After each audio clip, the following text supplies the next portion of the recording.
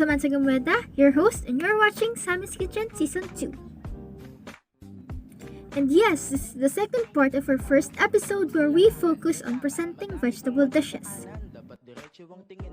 To recap, in our last video, we showed 5 different ways to cut potatoes. That includes the patinets, wedges, slices, dices, and juliennes. In this video, we're actually going to use those cuts and make something delicious out of it.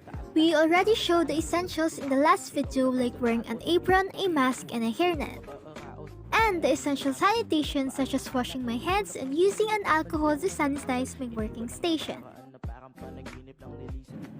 We're going to use the tools and equipments introduced in the first part of episode 1 in this video. And again, here's what we're going to need. A strainer, spatula, pot, pan, stove, bowls, plates, knives, and a cutting board. We also prepared the vegetables in the last video, where we washed the vegetables thoroughly and cut them into how we'll use it. Here are the other ingredients that we're going to use. Cheese, cheese powder, margarine, garlic, salt and pepper to taste, and kinchay for garnish. We're going to focus on presenting vegetable dishes. That's why we're going to highlight 2 ways to cook vegetables. The method featured in this video will be pan frying and boiling. What is the difference between pan frying and boiling? Well, it's simple. Boiling is basically using water and heat to cook the food, while pan frying is using an oil, butter, or any substance to cook the food while stirring it around. I decided to make french fries, potato chips, and buttered potatoes because it's something that I personally know how to do. The process is very easy and the outcome is very delicious. Daming manluloko sa paligid sa daan. Hinay-hinay lang at baka puso mo'y paglaruan. French fries and potato chips. Both are a very common snack that a lot of people, including myself, love. The process of making potatoes is very simple. We will use the potatoes cut in patins, juliennes, and slices.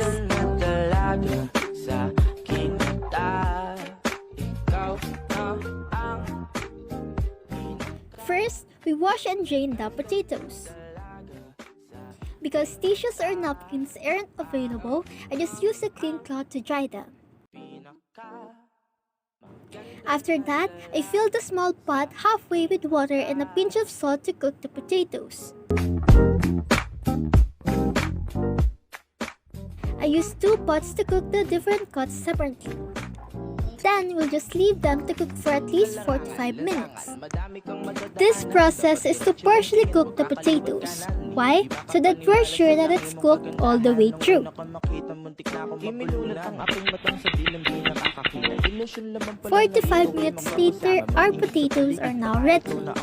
The process of pan frying will now come in place. Ikaw lang ang tatapos, isa't tabi upuan sa buhay makakaraos. Nasayang na lamang, walang paalam. Tinulak ng sarili ka, mali ang naranasan. Iniwan ang nakaraan na parang panaginip lang nilisan ng mga problema at sarili pinakinggan. Hindi naging hadang mga balakid na nasadaan hanggang magpursige hanggang malaman ng katotohanan.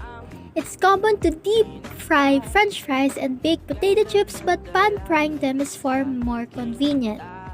We put enough oil in a wide non-stick pan to evenly cook the potatoes. After that, the frying begins.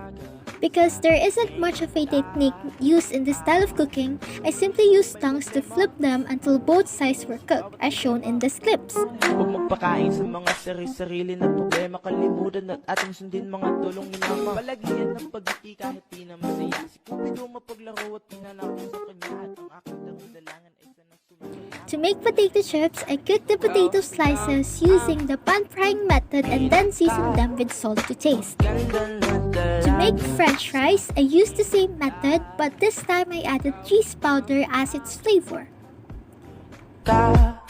Maganda na talaga sa aking mata.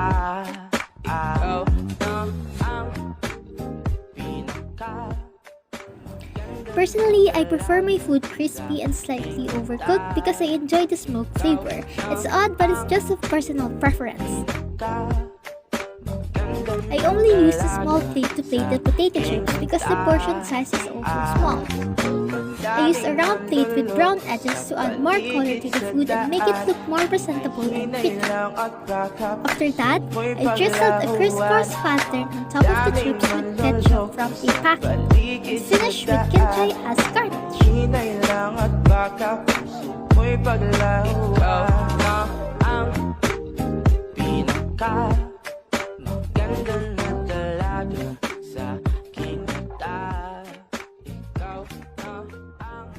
When plating the french fries, I use a larger circular plate than the other.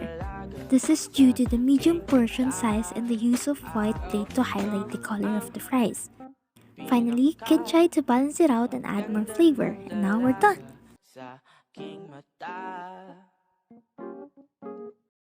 Buttered garlic potatoes. This is a fantastic side dish to serve alongside protein.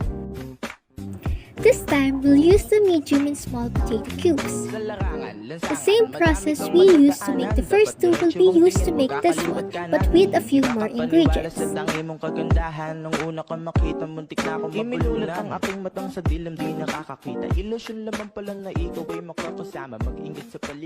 We take the potatoes out of the pot and strain them after 45 minutes. And then we begin to cook.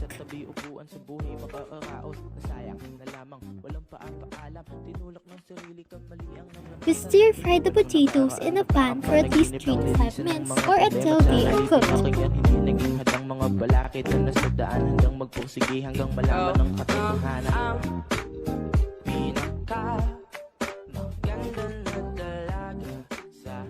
Following that, we add our minced garlic and stir for 1 minute.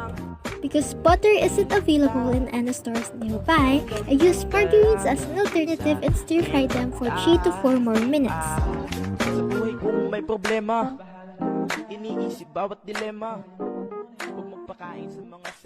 After the potatoes are done cooking, I put it in a mixing bowl and added a few more pinch of kimchi and stir it around. After that, it's ready to plate.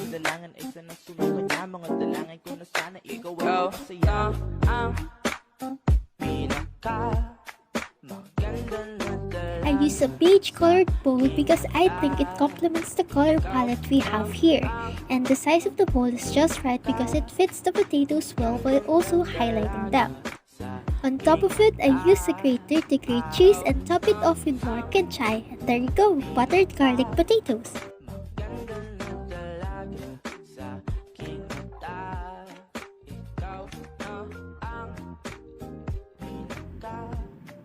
Well, this is the end of the second part of the first episode where we focus on vegetable dishes. I really hope that you guys learned something and enjoyed the video. See you guys in the next episode of Sammy's Kitchen.